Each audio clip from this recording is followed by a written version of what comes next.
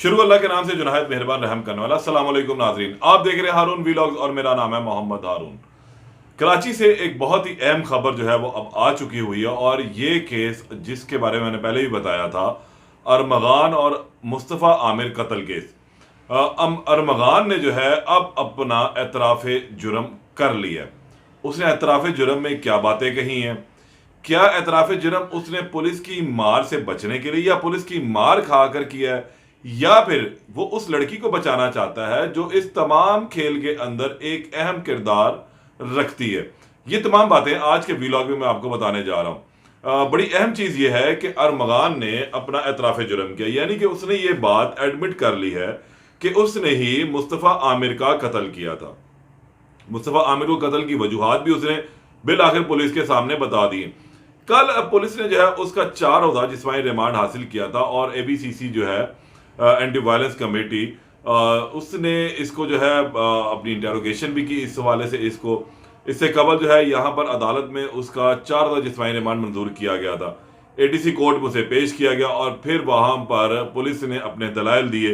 दलाइल देने के बाद अदालत ने 4 रोज के लिए अरमगान को पुलिस की तहवील में दिया और कहा कि आइंदा पेशी के ऊपर तमाम रिकॉर्ड लेकर अदालत के रूबरू हाजिर भी हो और तफ्तीश की रिपोर्ट भी जो है वो अदालत के रूबरू रखनी है।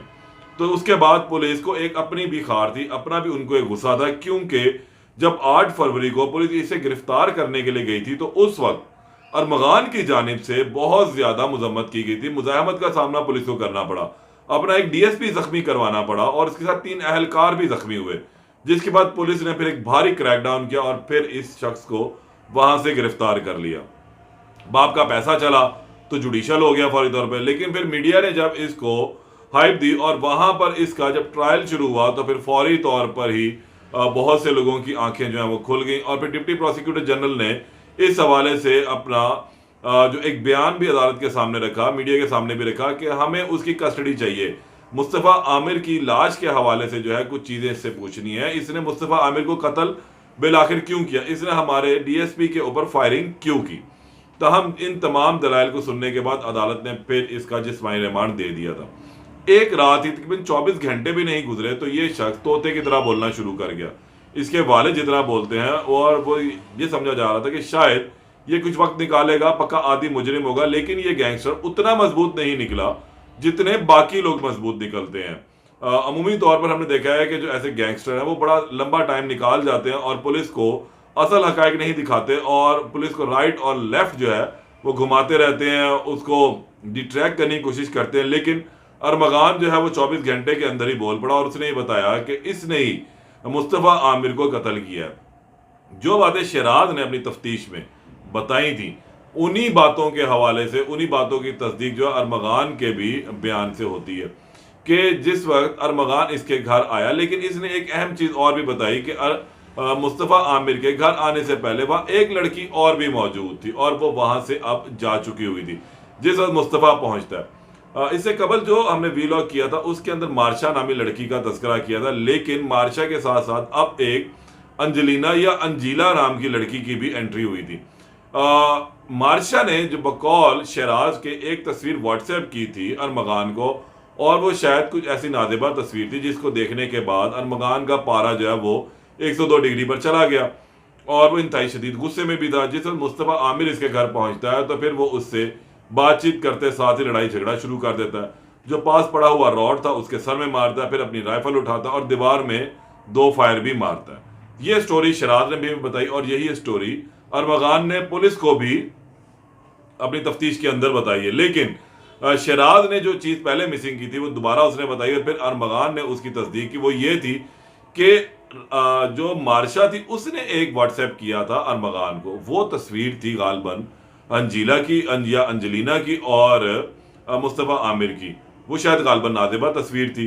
और जिस वक्त मुस्तफ़ा आमिर अरमगान के घर पहुंचता है तो उस वक्त उससे थोड़ी देर कबल अंजलिना जो है वहां से निकल कर गई थी, क्योंकि अंजलिना उस वक्त वहां मौजूद थी और अरमगान ने उसे भी तशद्दुद का निशाना बनाया था, उसे भी मारा पीटा था, जिसके बाद उसको भी चोटें आई थी और फिर उसको मरहम पट्टी के लिए एक कैब में वहां से भिजवा दिया गया था।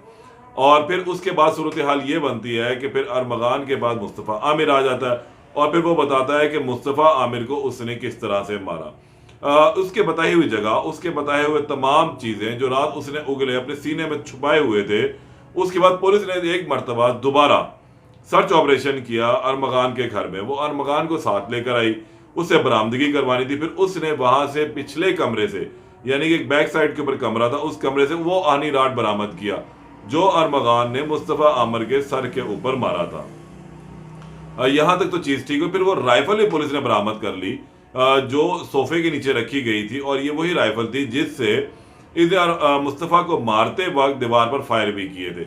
ये तमाम अब आलाए कत्ल जो है उससे बरामद हो चुके हैं और अब एक ठोस एविडेंस भी सामने आ चुका। गो के अभी अरमगान ने अपना बयान तो दे दिया, उसे पुलिस के सामने अपना एतराफ जुर्म भी कर लिया, लेकिन अब अदालत के सामने भी कुछ चीजें अभी आनी बाकी हैं।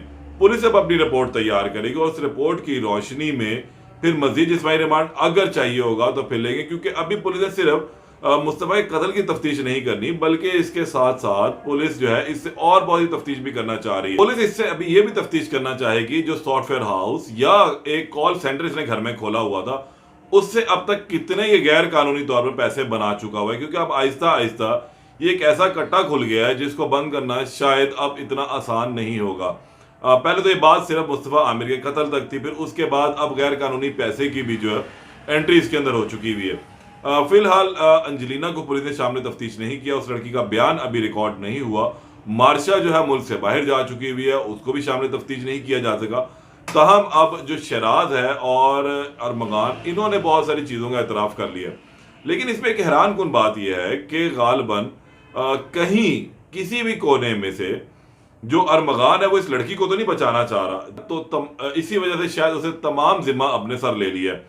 वो तमाम इल्जामात जो है वो अपने सर उठा रहा है कि इसमें किसी भी लड़की का कोई ताल्लुक नहीं है, ना मेरा शायद किसी लड़की की वजह से कोई झगड़ा हुआ है, मेरा आमिर के साथ जो है एक जाती रंजिश चल पड़ी थी और उसी के ऊपर जो है वो मारा गया। लेकिन पुलिस तफ्तीश में बात सामने आ रही है कि इसमें एक लड़की का भी चक्कर है और वो लड़की अंजलिना या मार्शा हो सकती है। बहरहाल 4 रोज के जिस्मानी रिमांड के ऊपर यह लड़का अभी पुलिस की तहवील में है और अब देखते हैं कि अभी तो एक 24 घंटे के अंदर इसने कुछ चीजों का एतराफ किया, अगले जो 72 घंटे हैं उनमें ये क्या कुछ एतराफ करता है, क्या वो मजीद भी कोई कत्ल मानेगा या और भी इस तरह की कुछ ज्यादती मानता है या नहीं मानता।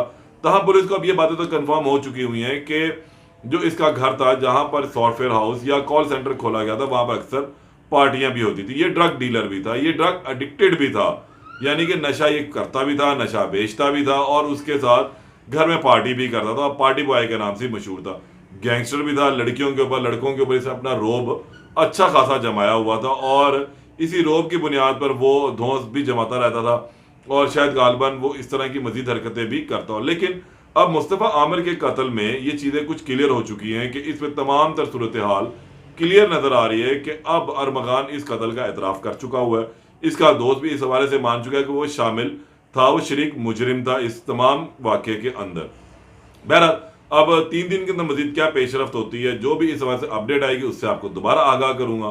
तब तक के लिए इजाज़त दें। अल्लाह निगहबान।